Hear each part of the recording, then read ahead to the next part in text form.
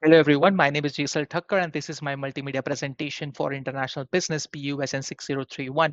The topic I chose is the global chip for Taiwan's strategic power in a polarized world. And in short, I'll be exploring how Taiwan through its chip giant TSMC become one of the most critical players in the today's global economy. And my starting point was two famous articles, one from the Reuters June 2024 where TSMC leaders said that moving production out of the Taiwan is nearly impossible even with the massive US investment, and another is from the Guardian, July 2024, which shows us that how Taiwan has built the dominance through the decades of policy and planning. I will break down this insight using the key frameworks from our course like Porter's Diamond, offsets, cultural dimensions, turning live model, and scenario planning. And what's the big idea here? Taiwan's chip ecosystem gives us an enormous strategic power, but also exposes the rest of the world into major geopolitical risk. Moving forward, let's start with a simple but staggering fact that over 90% of the world's most advanced microchips are made in Taiwan, and these chips are the brain behind everything, ranging from the smartphones to the fighter jets. And this concentration of chip manufacturing isn't just a technical detail, it's a geopolitical flashpoint where Taiwan's dominance has created what analysts call a silicon shield, and the idea that disrupting Taiwan's chip flow could destabilize the global economy. In fact, even TSMC's CEO recently said that moving production out of Taiwan is impossible despite the billions of dollars spent in the places like Arizona. And that brings us to a central question, that can the world afford to bet everything on one island?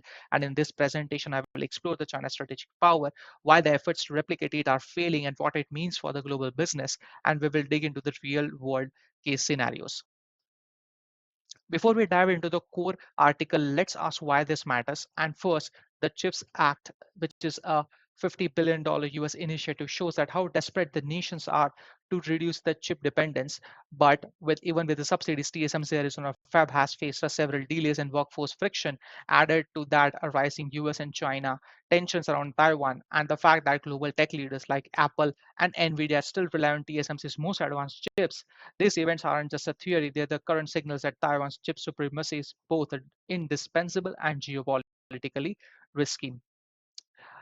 Let's ground this in the real world evidence. In June 2024, the tweet was quoted that TSMC executives saying that the moving chip production out of the Taiwan is simply not realistic, even with the massive US investment, because the 80 to 90% of TSMC's most advanced chip still comes from the Taiwan.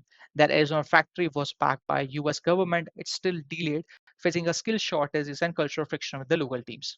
One executive really summed up very perfectly that you can't just move a fab and expect it to work. And why? Because Taiwan's edge isn't just equipment, it's a whole ecosystem built over decades. For instance, a skilled talent, supply networks, and coordinated policy. And that's the actual point of my thesis, that this article proves that Taiwan's chip dominance is structurally not something that money can alone replicate.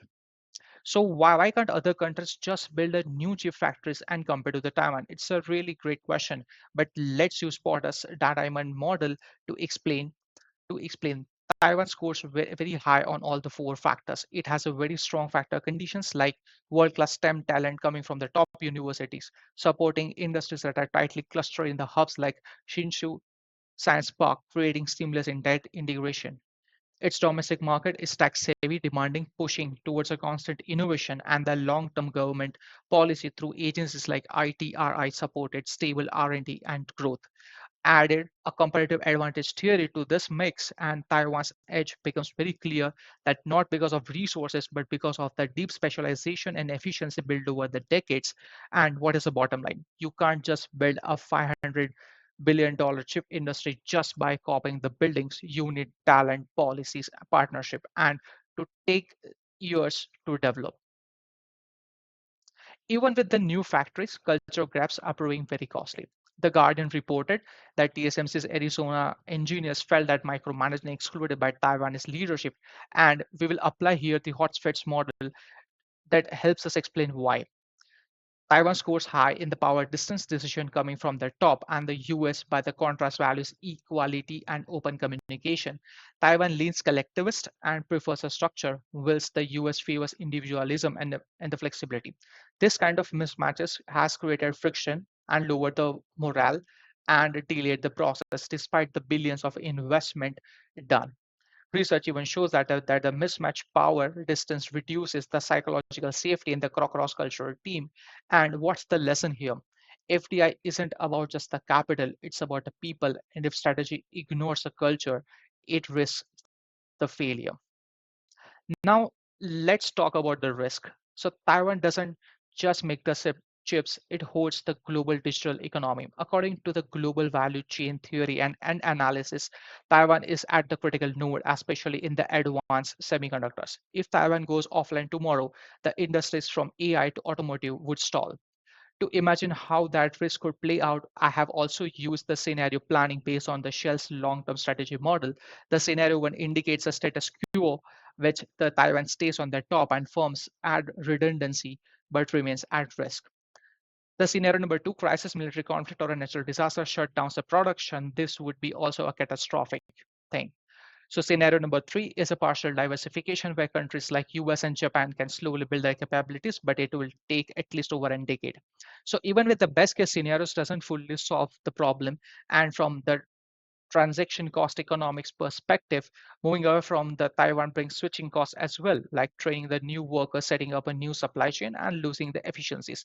So yes, de-risking is essential, but replacing Taiwan in the short term is unrealistic.